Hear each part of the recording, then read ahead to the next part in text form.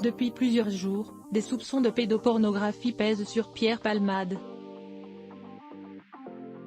Ils font suite au signalement d'un homme, Patrick M., assurant que l'humoriste lui aurait montré des images de pédopornographie. Un autre témoin, Fabien F., dit Tony, disait quant à lui être en possession de 2 vidéos montrant l'humoriste en plein visionnage de contenu pédopornographique, images qu'il a remises à la police. Si l'enquête n'a pas mené à leur mise en garde à vue, ces 2 hommes, proches de Pierre Palmade, avaient été entendus dans la semaine. Depuis, ce sont 2 autres hommes qui ont été mis en garde à vue car ils apparaîtraient sur les dites vidéos. La chaîne BFM TV est en mesure de confirmer ce samedi 25 février qu'un des 2 hommes a été remis en liberté. L'autre devrait quant à lui être présenté à un juge d'instruction, ce même jour en vue d'une possible mise en examen. D'après la chaîne, ce serait pour des chefs de détention, diffusion de fichiers pédopornographiques et consultation habituelle de sites pédopornographiques.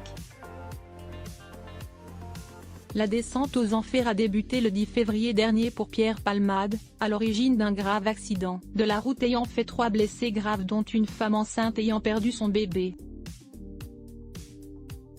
D'abord pris en charge dans un hôpital parisien pour soigner ses blessures, Pierre Palmade a été transféré au service d'addictologie de l'hôpital Paul Brousse à Paris, en attendant un possible placement en détention provisoire après sa mise en examen pour homicide et blessures involontaires par conducteur ayant fait usage de produits stupéfiants en état de récidive légale. La décision est attendue ce lundi 27 février.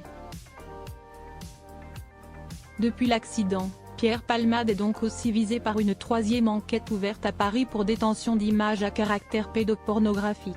Une seconde enquête doit être ouverte pour détention et usage de stupéfiants, après un signalement effectué auprès des services de police. À la suite de ce signalement, les résidences de l'humoriste, à Paris et en Seine-et-Marne ont été perquisitionnées.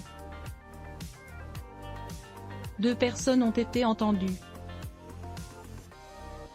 2 autres étaient en garde à vue dans le cadre de cette enquête diligentée par la Brigade de protection des mineurs, BPM, qui exploite également du matériel vidéo. En fonction des éléments recueillis, l'audition de Pierre Palmade pourrait être envisagée, avait ajouté le parquet.